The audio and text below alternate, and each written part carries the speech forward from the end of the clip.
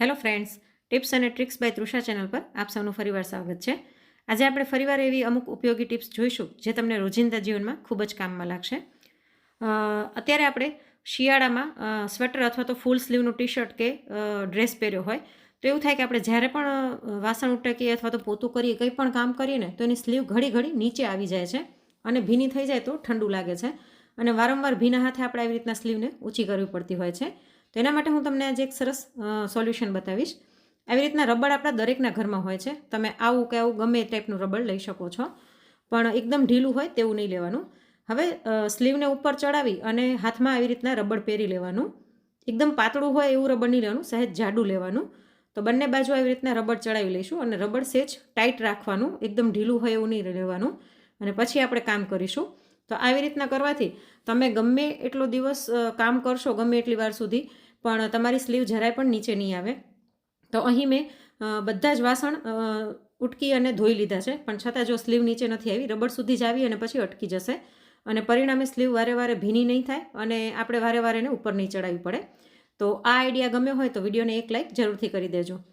હવે પછીની next tip છે કે આપણે નોનસ્ટિક ઢોસાનો તવો વાપરતા હોઈએ એમાં તો ઢોસો નથી ચોટતો, પણ આવી રીતે આયર્નના જે તવા આવે છે, અહીં મેં લોખંડનો તવો લીધો છે, કાસ્ટ આયર્નનો, તો એમાં પણ ઢોસા ચોંટી જાય. તો એમાં શું કરવાનું એની હું આજે તમને ટીપ બતાવીશ.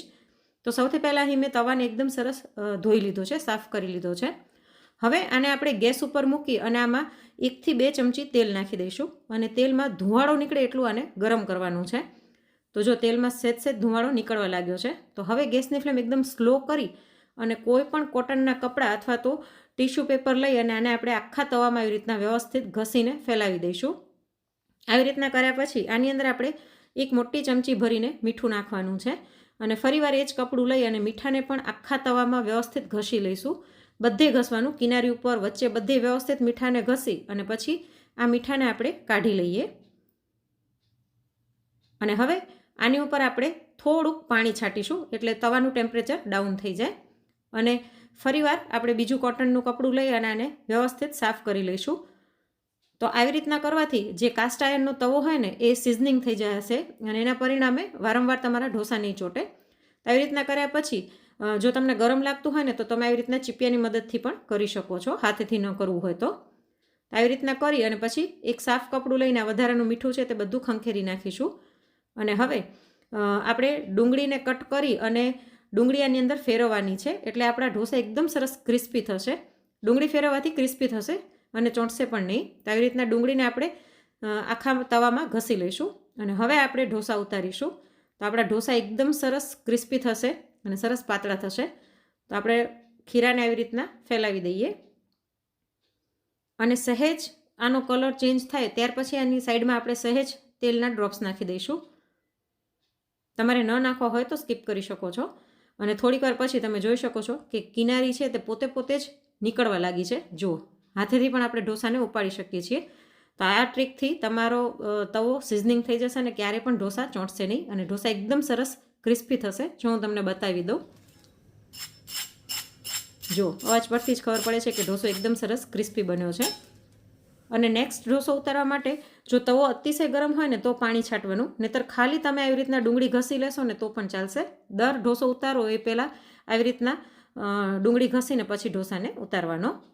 હવે પછીની નેક્સ્ટ ટીપ છે કે આપણે બધા રસોડામાં કાતરનો ઉપયોગ કરતા હોઈએ છીએ.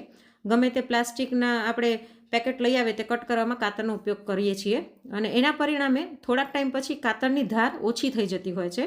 તો એની ધારને આજે આપણે એક વેસ્ટમાંથી શાર્પ બનાવીશું. આપણે આવી રીતના કોઈ પણ ફૂડ પેકેટ લઈએ તેમાં આવી રીતના સિલ્વર ફોઇલ આવતું હોય છે. તો આ યુઝ થયેલું સિલ્વર ફોઇલ છે. તો તમે બારેથી પાર્સલ લઈ આવ્યા હોય કે ગમે તે હોય તો આ સિલ્વર ફોઇલને ફેંકવાને બદલે જ્યારે પણ આવી રીતના પાર્સલ આવે ને તો કાતરની મદદથી એને ઝીણા ઝીણા ટુકડા કરી નાખવાના. આવી રીતના કરવાથી કાતરની બંને બ્લેડ છે તે સરસ શાર્પ થઈ જશે. કાતરનો આગળનો ભાગ, વચ્ચેનો, છેડાનો, બધી બાજુથી કટ કરવાનું એટલે બધી બાજુ સરસ શાર્પ થઈ જાય. આના સિવાય તમે કપને ઊંધો કરી અને તેની કિનારી ઉપર પણ ધારને ઘસીને શાર્પ કરી શકો છો. તો આવી રીતના કરવાથી જો એકદમ સરસ શાર્પ થઈ ગઈ છે આપણી કાતર. હવે પછી આપણે નેક્સ્ટ આઈડિયા જોઈશું કે આપણે ગમે તે બોટલ લઈએ અથવા તો થર્મસ કે કેટલી લઈએ એમાં આવી રીતના સિલિકોન પાઉચ આવતા હોય છે. તો આને આપણે કાઢીને ફેંકી દેતા હોઈએ છીએ. તો આનો પણ એક સરસ ઉપયોગ કરીશું. તમે કોફી કાચની બોટલમાં ભરતા હોય છતાં પણ એમાં ઘણી વખત ભેજ લાગી જતો હોય છે. તો એવી રીતના કોફીના ડબ્બામાં સિલિકોન પાઉચ રાખવાથી કોફીમાં જરાય ભેજ નહીં લાગે. બીજું કે આપણે ફ્રીજમાં એવી રીતના ડ્રાયફ્રૂટ્સ રાખતા હોઈએ છીએ, તો એની અંદર આવી રીતના સિલિકોન પાઉચ રાખી દેવાથી ડ્રાયફ્રૂટ્સમાં જરાય પણ ભેજ નહીં લાગે અને ડ્રાયફ્રૂટ્સ સરસ ક્રિસ્પી રહેશે. ઘણી વખત એવું થાય કે ફ્રીજમાં રાખ્યા હોય છતાં પણ સહેજ સોફ્ટ થઈ જતા હોય છે, એકદમ ક્રિસ્પી નથી રહેતા. તો આવી રીતના કરવાથી ડ્રાયફ્રૂટ સરસ ક્રિસ્પી રહેશે, એમાં ભેજ નહીં લાગે. હવે પછીનો નેક્સ્ટ આઈડિયા છે કે અત્યારે શિયાળો છે એટલે ફુદીનો એકદમ સરસ મળી રહ્યો છે, પણ ઉનાળામાં ઘણી વખત ફુદીનો નથી મળતો હોતો. તો આપણે ઉનાળામાં જો પાણીપુરી બનાવવાનું મન થાય તો આપણે અત્યારથી બનાવીને સ્ટોર કરીને રાખી દઈએ તો ઇઝી પડે છે. તો અહીં મેં એક મોટા બાઉલ જેટલા ફુદીનાના પાનને ધોઈને લઈ લીધા છે. તેને આપણે મિક્સર જારની અંદર નાખી દઈએ. તેની સાથે કૂણી દાંડલી સહિત કોથમીર નાખી દઈશું. કોથમીર પણ મેં એક મોટા બાઉલ જેટલી લીધેલી છે, બંને સરખા પ્રમાણમાં મેં લીધું છે. તેની સાથે આપણે તીખાશ માટે 5 લીલા મરચાં નાખી દઈએ. તીખાશ તમે તમારી ચોઈસ પ્રમાણે વધારે ઓછી કરી શકો છો. સાથે એક મોટો 3 ઇંચ જેટલો આદુનો ટુકડો સુધારીને એડ કરી દઈશું. આવી રીતના તમારામાંથી ઘણા સ્ટોર કરતા પણ હશે, પણ ઘણાને નથી ખબર હોતી, એટલે હું આ ટીપ તમારી સાથે શેર કરી રહી છું. તેની સાથે ખટાશ માટે 2 ચમચી જેટલી આંબલી નાખી દઈશું. તમને આંબલી નડતી હોય તો તેની બદલે તમે આમચૂર પાવડર પણ એડ કરી શકો છો. સાથે અડધી ચમચી કાળા મરી, 1 ચમચી મીઠું અને અડધી ચમચી સંચળ નાખી દઈએ. 5 ચમચી હિંગ અને 1 ચમચી જીરું નાખી અને થોડાક બરફના ટુકડા નાખી દઈશું, જેથી તેનો કલર એવો ને એવો ગ્રીન જળવાયેલો રહે. સાથે એક લીંબુનો રસ નીચોવી દઈએ અને હવે આમાં 2 થી 3 ચમચી પાણી નાખીને આને પીસી લઈશું. બરફ નાખેલો હોવાથી બહુ વધારે પાણી એડ નહીં કરવું પડે. તો જો આપણી એકદમ સ્મૂથ પેસ્ટ બનીને તૈયાર થઈ ગઈ છે. આ પેસ્ટ અત્યારે તમે ચાખશો ને તો તમને એકદમ તીખી, ખાટી ને ખારી લાગશે, પણ આપણે આને પાણીમાં નાખીને ડિઝોલ્વ કરવાની છે, એટલે આપણે આને એકદમ સ્ટ્રોંગ રાખીશું. તો આ પેસ્ટને આવી રીતના બરફની ટ્રેમાં ભરી અને ફ્રીઝરમાં રાખી દઈએ. તો ઉનાળામાં જ્યારે કોથમીર કે ફુદીનો ન મળે અથવા તો ઉનાળામાં ગરમીના કારણે રસોઈ કરવાનો કંટાળો આવે તો 5 જ મિનિટની અંદર આપણું પાણી બનીને તૈયાર થઈ જશે પાણીપુરીનું. તો આને ફ્રીઝરમાં હું રાખી દઉં છું. તો જો અહીં મેં ફ્રીઝરમાં આખી રાત રાખીને પછી ટ્રેને કાઢી લીધી છે. તો હવે આપણે આ ક્યુબને ઠલવી લઈએ. મેં પહેલાં પણ થોડાક ક્યુબ રાખેલા છે પ્રિઝર્વ કરીને, તમને બતાવવા માટે મેં થોડાક જ કર્યા છે. તો આવી રીતના ક્યુબ કાઢી અને કોઈ પણ કન્ટેનરમાં અથવા તો ઝીપલોક બેગમાં ભરી અને રાખી દઈશું તો ઉનાળામાં કામ ખૂબ જ સરળ થઈ જશે. તમારે પાણીપુરીનું પાણી બનાવવું હોય તો અડધા લીટર પાણીમાં આ 4 ક્યુબ નાખીને મિક્સ કરી નાખવાના અને પછી ટેસ્ટ કરી જોવાનું. તમને જે પ્રમાણે સ્વાદ જોઈતો હોય તે પ્રમાણે તમે ક્યુબ વધારે એડ કરી શકો છો. હવે પછીની નેક્સ્ટ ટીપ જોઈએ તો આપણે એક વ્યુઅરની ડિમાન્ડ હતી કે ચોખામાં જીવડા કે ધનેરા ન મળે એના માટે શું કરવાનું. તો આવી રીતના બોરિક એસિડ પાવડર આવતો હોય છે. આ સ્પેશિયલ અનાજ માટેનો જ પાવડર હોય છે. તો જ્યારે પણ તમે ચોખા લઈ આવો ને તો એને ભરવાથી પહેલાં આની અંદર બોરિક પાવડર નાખી દેવાનો.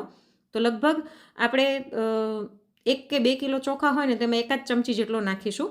આવી રીતના બોરિક પાવડર નાખીને વ્યવસ્થિત ચોળી લઈશું અને પછી ભરશો તો આખું વરસ તમારા ચોખામાં ક્યારેય ધનેરા કે જીવાત નહીં થાય. અને આપણે ચોખા જ્યારે વાપરીએ ત્યારે ધોઈને જ વાપરતા હોઈએ છીએ, તો એ પાવડર નીકળી જશે. બીજી ટીપ એ છે કે ચોખાની અંદર આવી રીતના સૂકા લાલ મરચાં અને તમાલપત્રના પાન થોડાક નાખી દેવાના. જ્યારે પણ તમે આખા વર્ષ માટે ચોખા ભરતા હોય તો થોડાક ચોખા નાખવાના, પછી સૂકા લાલ મરચાં, ફરીવાર ચોખા, પછી તમાલપત્ર, ફરીવાર ચોખા, એવી રીતના લેયર કરશો તો ચોખામાં ક્યારેય જીવડા નહીં થાય. અને ત્રીજી ટીપ એ છે કે બાકસની ખાલી ડબ્બીની જે સાઈડમાં પટ્ટી હોય ને એમાં સલ્ફર હોય છે. તો સલ્ફરના કારણે જીવાત નથી પડતી. તો આપણે આવી રીતના ખાલી 4-5 ડબ્બી ભેગી કરી અને ફેંકવાને બદલે ચોખાની અંદર દબાવી દઈશું ને તો સલ્ફરના કારણે આમાં જરાય પણ જીવાત નહીં થાય. એના સિવાય તો આપણે બાકસની જે સળી હોય છે ને એમાં પણ આગળ જે કાળો ભાગ હોય છે તે સલ્ફરનો હોય છે. તો તમે 8-10 દિવાસળી ભેગી કરી અને તેને દોરો બાંધી અને એવી રીતના 4-5 બંચ કરી અને ચોખાની અંદર નાખી શકો છો. તો તેનાથી ચોખામાં ક્યારેય પણ જીવાત નહીં પડે. તો આજની આ બધી જ ટિપ્સમાંથી તમને કઈ ટિપ સૌથી વધારે ગમી અને તમે કયા શહેરમાંથી મારા વિડીયો જોઈ રહ્યા છો તે કોમેન્ટ કરીને જરૂરથી જણાવજો. અને જો વિડીયો ગમ્યો હોય તો લાઇક કરીને વધુમાં વધુ શેર પણ કરજો. ફરી મળીશું એક નવા વિડીયો સાથે. Thanks for watching.